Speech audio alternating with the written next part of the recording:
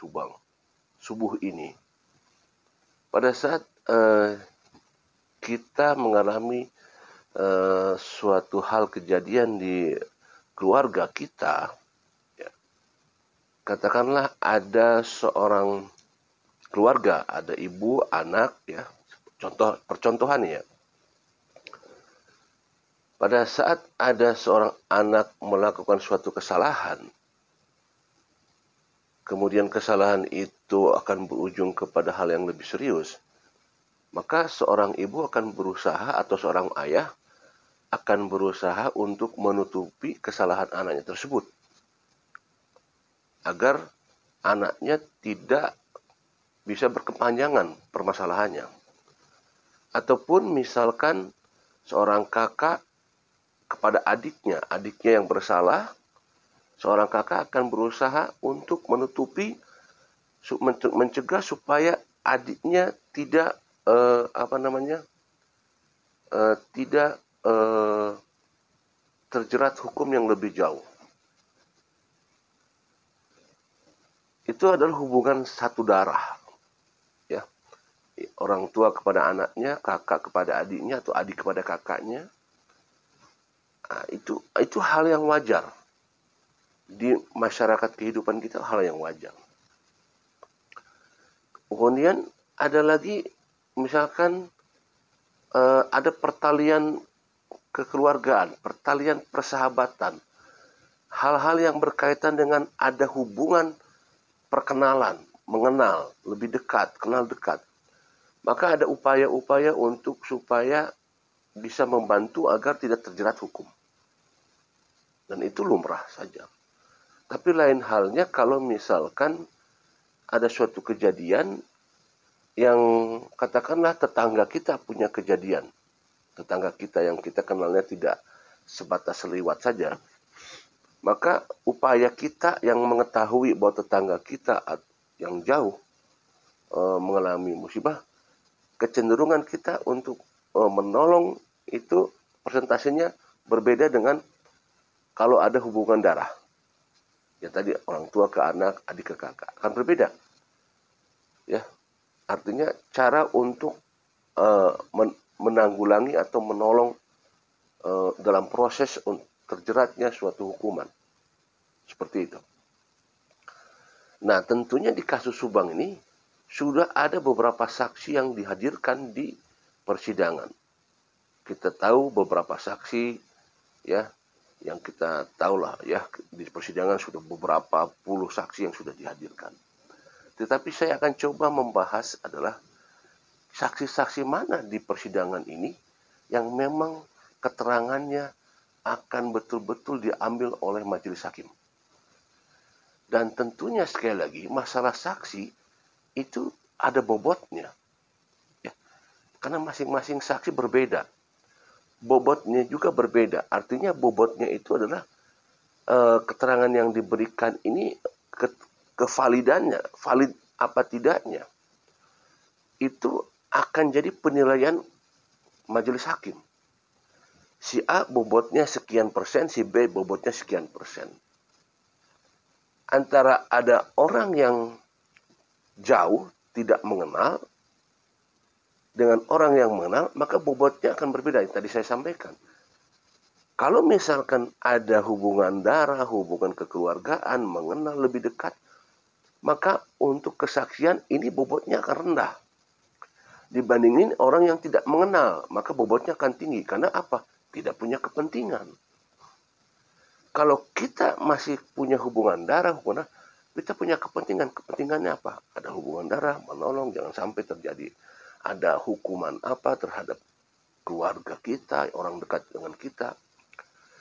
Lain halnya kalau orang yang tidak kenal, maka ini bobotnya tinggi karena dia tidak punya kepentingan.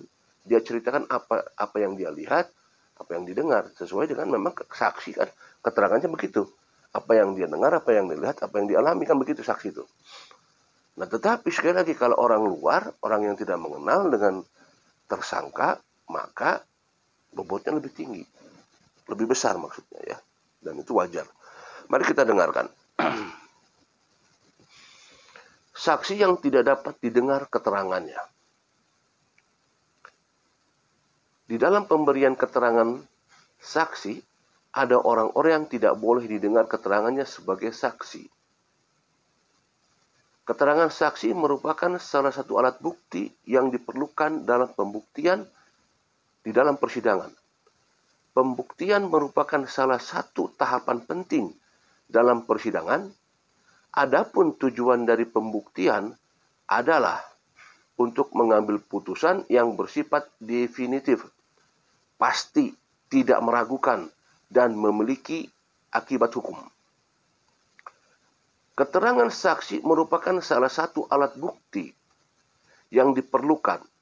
Saksi menurut KUHP adalah orang yang dapat memberikan keterangan guna kepentingan penyidikan, penuntutan, dan peradilan tentang perkara pidana yang ia dengar sendiri, ia lihat sendiri, dan ia alami sendiri. Pemberian keterangan oleh saksi wajib disumpah atau janji menurut agamanya masing-masing bahwa ia akan memberikan keterangan yang sebenarnya dan tidak lain daripada yang sebenarnya. Saksi yang tidak dapat didengar keterangannya berdasarkan pasal 168 KUHP, orang-orang yang tidak dapat didengarkan keterangannya sebagai saksi dan kepada orang-orang ini dapat mengundurkan diri sebagai saksi di antaranya. 1. Keluarga sedarah atau semenda dalam garis lurus ke atas atau ke bawah sampai derajat ketiga dari terdakwa atau yang bersama-sama sebagai terdakwa. 2. Saudara dari terdakwa atau yang bersama-sama sebagai terdakwa, saudara ibu atau saudara bapak, juga mereka yang mempunyai hubungan karena perkawinan dan anak-anak saudara terdakwa sampai derajat ketiga. Itu poin nomor 2 ya. Selanjutnya, di dalam pemberian keterangan saksi, nomor 3, suami atau istri terdakwa maupun sudah bercerai atau yang bersama-sama sebagai terdakwa.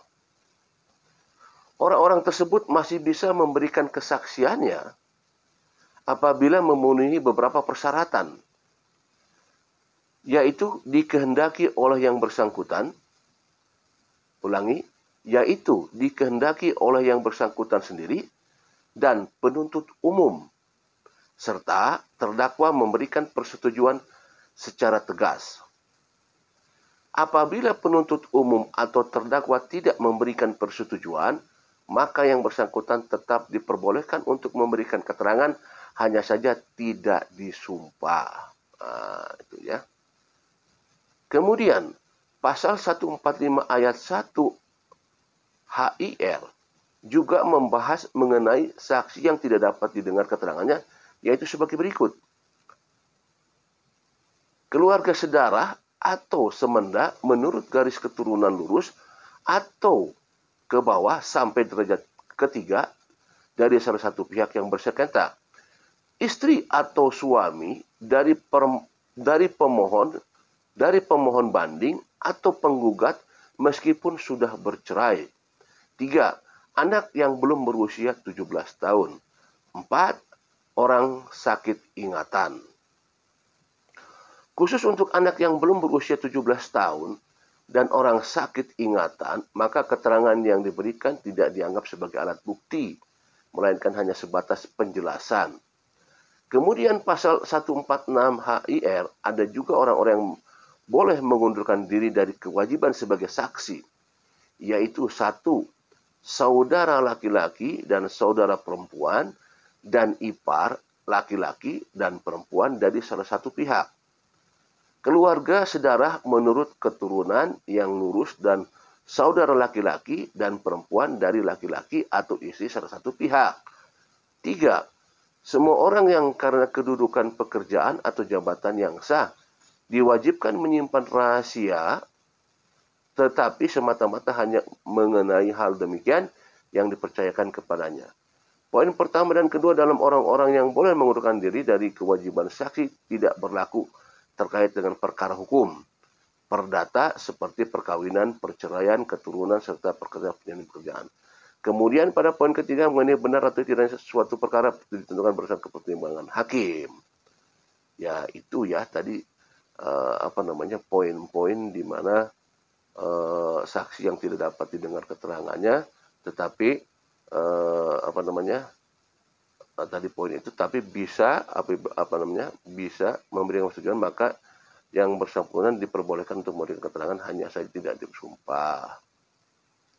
Ya, jadi ada pengecualian. Bisa walaupun poin-poinnya itu tidak didengar, tapi masih bisa memberikan penjelasan di persidangan asal ada memang persetujuan dengan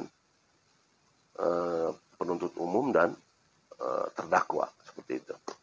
Artinya bahwa kesaksian yang sudah berlangsung di kasus Subang ini selama ini, tentunya ini sudah jadi penilaian hakim, dan mana bobot-bobotnya itu memang jelas akan berbeda ya, antara orang yang dikenal dengan orang yang tidak dikenal itu akan berbeda kualitasnya. Kenapa?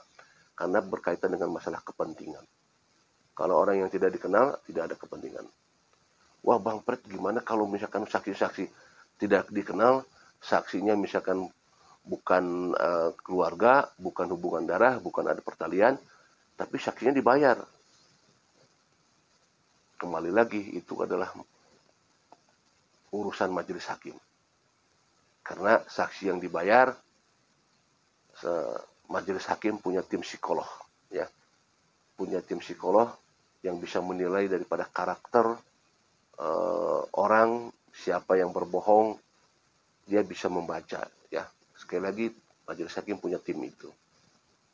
Sekalipun dia dibayar misalkan untuk bersaksi, untuk meringankan ataupun untuk memberatkan terdakwa, ya sekali lagi majelis hakim yang bisa menilai itu semua. Karena nanti saksi itu satu akan disumpah, dan juga adalah sebelum dijadikan saksi ada proses penyelidikan sebelumnya, ya. Sebelum naik P21 itu kan ada proses penyelidikan di mana saksi-saksi yang akan dihadirkan, yang dicantumkan dalam berkas perkara, dihadirkan dalam persidangan, tentu melalui proses penyelidikan.